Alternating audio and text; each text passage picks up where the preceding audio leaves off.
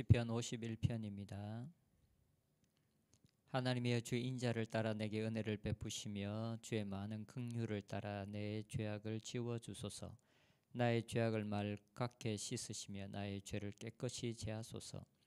물은 나는 내 죄가를 아오니 내 죄가 항상 내 앞에 있나이다. 내가 주께만 범죄하여 주의 목전에 악을 행하였사오니 주께서 말씀하실 때에 어려우시다 하고 주께서 심판하실 때에 순전하시다 하리이다. 내가 죄악 중에 출생하였으며 어머니가 죄 중에서 나를 잉태하였나이다. 보소서, 주께서는 중심이 진실함을 원하시오니 내게 지혜를 은밀히 가르치시리이다. 우슬초로 나를 정결하게 하소서. 내가 정하리이다. 나의 죄를 씻어 주소서. 내가 눈보다 희리이다. 내게 즐겁고 기쁜 소리를 들려주시사 주께서 꺾으신 뼈들도 즐거워하게 하소서. 주의 얼굴을 내 죄에서 돌이키시고 내 모든 죄악을 지워주소서. 하나님이여, 내 속에 정한 마음을 창조하시고 내 안에 정직한 영을 새롭게 하소서. 나를 주 앞에서 쫓아내지 마시며 주의 성령을 내게서 거두지 마소서. 주의 구원의 즐거움을 내게 회복시켜 주시고 자원하는 심령을 주사 나를 붙드소서. 그리하면 내가 범죄자에게 주의 도를 가르치리니 죄인들이 주께 돌아오리이다. 하나님이여, 나의 구원의 하나님이여, 피 흘린 죄에서 나를 건지소서. 내 혀가 주의 의를 높이 노래하리이다. 주여, 내 입술을 열어주소서. 내 입이 주를 찬송하여 전파하리이다. 주께서는 제사를 기뻐하지 아니하시나니 그렇지 아니하면 내가 드렸을 것이라. 주는 번제를 기뻐하지 아니하시나이다. 하나님께서 구하시는 제사는 상한 심령이라. 하나님이여, 상하고 통회하는 마음을 주께서 멸시하지 아니하시리이다. 주의 은택으로 시온의 성을 행하시고 예루살렘 성을 쌓으소서. 그때 주께서 의로운 제사와 번제와 온전한 번제를 기뻐하시리니 그때에 그들이 수소를 주의 제단에 드리리이다. 아멘. 우리가 잘 알고 있는 것처럼 시편 51편은 다윗이 밧세바와 동침함으로 범죄한 이후에 나단 선지자의 책망을 듣고 회개한 상황을 배경으로 두고 있습니다. 오늘 본문에서는 다윗 본인이 죄악을 저질렀지만 그 죄악을 깨달은 후에 그 죄를 얼마나 심각하게 받아들이고 있는지에 대해서 잘 보여주고 있습니다. 그래서 다윗은 계속적으로 자기의 죄가 사함받기를 원하는 것을 표현하고 있습니다. 1절 후반부에 보면 죄악을 지워주소서, 그리고 2절에 죄악을 말갛게 씻으시며 죄를 깨끗이 제하소서, 7절에 우슬초로 나를 정결하게 하소서. 내가 정하리이다. 나의 죄를 씻어주소서. 내가 눈보다 희리이다. 다윗은 자신이 지은 죄를 굉장히 심각하게 받아들이고 있다는 것을 볼 수가 있습니다. 그리고 그는 정말로 자신이 지은 죄로부터 사함을 받기를 원하는 열망을 가지고 있는 것을 알 수가 있습니다. 7절에 우슬초로 나를 정결하게 하소서라고 다윗이 고백하는데, 이 우슬초는 구약에 보면 두 가지 경우에 사용이 되어집니다. 한 가지는 사람이나 집에 성경에서 문둥병이라고 하는 문둥병이라고 번역된 피부병이나 전염성이 강한 곰팡이가 집에 생겼을 때 그것이 온전하게 치유되었다라는 의미로 우슬초로 사람이나 집에 뿌리게 됩니다. 그리고 또 한 가지는 사람이 시체를 만지면 7일 동안 부정하게 되는데, 이 치질이 지난 이후에 그 사람이 정결하게 되었다라는 것을 이제 표현할 것을 정결하게 되었다는 것을 알리기 위해서 우슬초를 사용하여서 사람을 정결하게 하였습니다. 다윗이 우슬초로 나를 정결하게 하소서라고 기도했을 때 다윗은 자신이 전염성이 있어 사람을 만날 수 없는 피부병에 걸린 사람으로, 그리고 시체를 만져서 부정하게 된 사람으로 자신을 취급하고 있다는 것을 알 수가 있습니다. 당연하게 이렇게 부정하게 된 사람들, 그리고 문둥병에 걸린 사람들은 하나님의 성전에 들어가서 예배할 수가 없었습니다. 그래서 다윗은 이 죄로부터 정결하게 되기를 원하는 강한 열망을 가지고 있었습니다. 다윗은 자기 자신을 부정하게 된 자로 취급하고 있습니다. 그리고 다윗은 자기 자신이 문둥병에 걸린 사람처럼 되었다라고 자신을 취급하고 있습니다. 8절에 보면 내게 즐겁고 기쁜 소리를 들려주시사 주께서 꺾으신 뼈들도 즐거워하게 하소서라고 말하고 있습니다.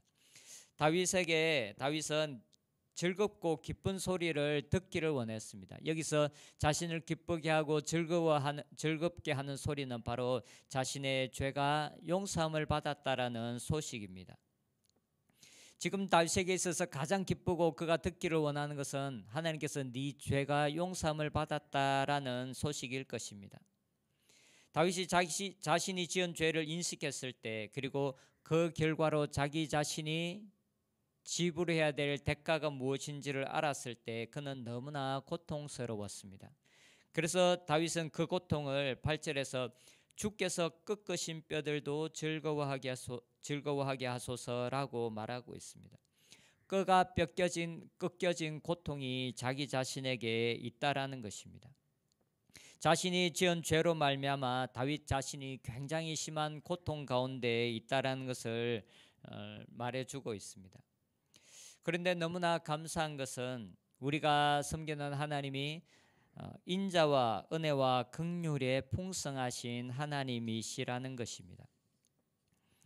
1절에 보면 하나님이여 주의 인자를 따라 내게 은혜를 베푸시며 주의 많은 긍휼을 따라 내 죄악을 지워주소서.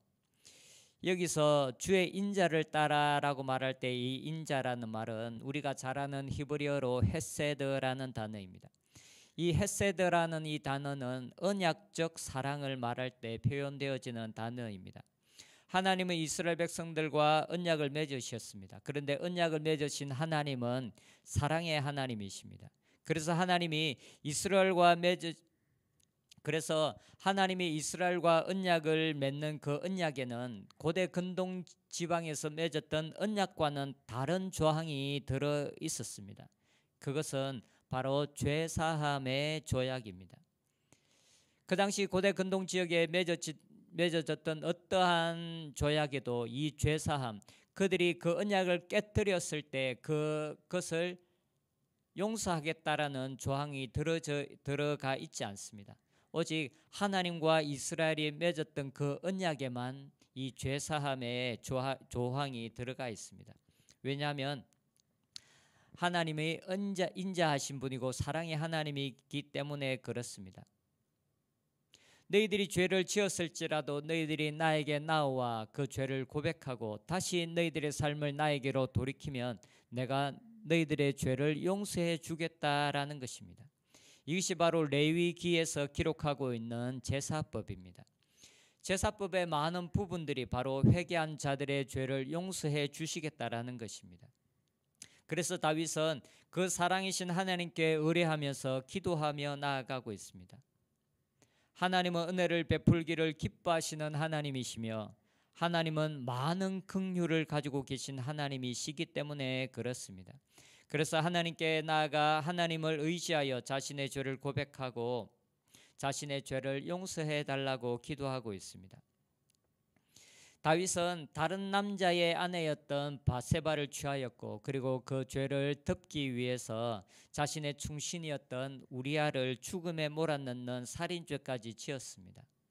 그러나 하나님은 그 모든 죄들도 용서해 주실 수 있는 하나님이시라는 것을 다윗은 알고 있었습니다. 다윗이 하나님 앞에 나아가 이렇게 기도할 수 있는 이유는 그 자신의 어려움 때문이 아니라 하나님의 성품 때문이었습니다. 우리가 하나님 앞에 담대함으로 나아갈 수 있는 이유 또한 우리의 어떠함 때문이 아니라 하나님의 자비하신 성품 때문에 그렇습니다. 다윗은 하나님께서 자신의 죄를 용서해 주시면 자기가 어떻게 하겠습니다라는 이 서원 기도를 드리고 있습니다. 곧 자기 자신을 새롭게 하나님 앞에 헌신하는 기도를 드리고 있습니다. 첫 번째 서원 기도는 13절에 범죄한 자들에게 주의 도를 가르치겠습니다라는 말과 14, 15절에 내 혀가 주의 의를 높이 노래하며 내 입술이 주를 찬송하여 전파리이다. 그리고 16절, 19절에서는 하나님께서 기뻐하시는 제사는 단순하게 외적인 제사가 아니라 하나님께서 기뻐하시는 것은 상한 심령, 통회하는 마음, 죄악을 미워하는 마음이라는 것을 고백하고 있습니다. 그러면서 이런 심령의 제사를 받으셔서 하나님께서 자신의 죄로 말미암아 무너진 예루살렘 성의 영적인 기초를 세워 주십시오. 그러면 다윗 자신뿐만 아니라 나라 전체가 하나님 앞에 제사를 드리겠습니다라는 서원의 기도입니다. 다윗은 죄 용서의 기도를 하면서 단순히 자신의 죄를 용서해 달라고 기도할 뿐만 아니라 그 자신을 하나님 앞에 새롭게 헌신하는 기도를 같이 드리고 있습니다. 왜냐하면 죄의 고백, 죄의 회개는 우리의 헌신을 전제로 할 수밖에 없기 때문에 그렇습니다. 우리의 삶은 하나님 앞에 새롭게 헌신하는 헌신이 없는 죄의 고백, 죄의 회개는 있을 수가 없고 공허할 수밖에 없습니다. 우리의 삶을 하나님 앞에 드리는 헌신이 없는 죄 용서는 있을 수밖에 없기 때문에 그렇습니다. 그래서 다윗은 자신의 죄 용서함을 간절히 원하면서 자신을 다시 한번 새롭게 하나님 앞에 헌신하는 기도를 드리고 있습니다. 우리가 하나님의 긍휼에 의지하여서 우리의 죄를 고백하며 나아갈 때 두 가지 요소가 우리에게 필요합니다. 한 가지는 우리가 지은 죄를 심각하게 받아들이는 것입니다. 그 죄가 어떤 결과를 낳는지, 그 죄가 얼마나 하나님께서 기뻐하시지 않을 뿐만 아니라 우리의 삶에 얼마나 심각한 결과를 가져오는지를 아주 철저하게 아는 것입니다. 그리고 또 한 가지는 우리의 삶을 새롭게 헌신하는 헌신의 마음입니다. 우리의 죄를 심각하게 인식하는 것, 그리고 새롭게 우리의 삶을 헌신하는 것, 이것이 바로 우리가 긍휼의 하나님께 나아가 우리의 죄를 용서해 달라고 기도할 때 필요한 두 가지 요소입니다. 우리의 삶에 하나님의 은혜가 필요할 때, 우리의 삶에 하나님의 긍휼이 필요할 때 우리들 역시 단순하게 그냥 하나님 앞에 나아가 죄를 고백할 뿐만 아니라 이 죄를 심각하게 받아들이고, 그리고 또한 우리의 삶을 새롭게 하나님 앞에 헌신하며 나아갔으면 좋겠습니다. 그래서 다윗이 그의 죄가 용서함을 받고 다시 그가 하나님과의 관계의 회복 가운데로 나아갔던 것처럼 우리의 삶에도 새롭게 막혀진 모든 담들이 뚫어지고 하나님과 새로운 차원의 연합과 친밀함 가운데로 나아가는 저희들이 되었으면 좋겠습니다. 기도하겠습니다. 은혜와 긍휼이 풍성하신 주님 감사합니다. 주님께서 은혜로운 분이시며 은혜를 베풀기를 기뻐하시고 또한 긍휼이 너무나 풍성하신 하나님이시기 때문에 우리가 하나님 앞에 우리의 연약함과 우리의 죄들을 고백하며 나아갈 때에도 언제나 하나님 우리를 받아주시며 우리의 죄를 용서하기를 기뻐하시니 감사합니다. 하나님, 우리의 마음에 죄악이 얼마나 심각한 것인지, 그리고 그 죄가 얼마나 심각한 결과를 가져오는지 알 수 있도록 은혜를 내려 주시옵소서. 그리고 우리가 하나님 앞에 나아갈 때마다 우리의 헌신이 새로워질 수 있도록 은혜를 내려 주시옵소서.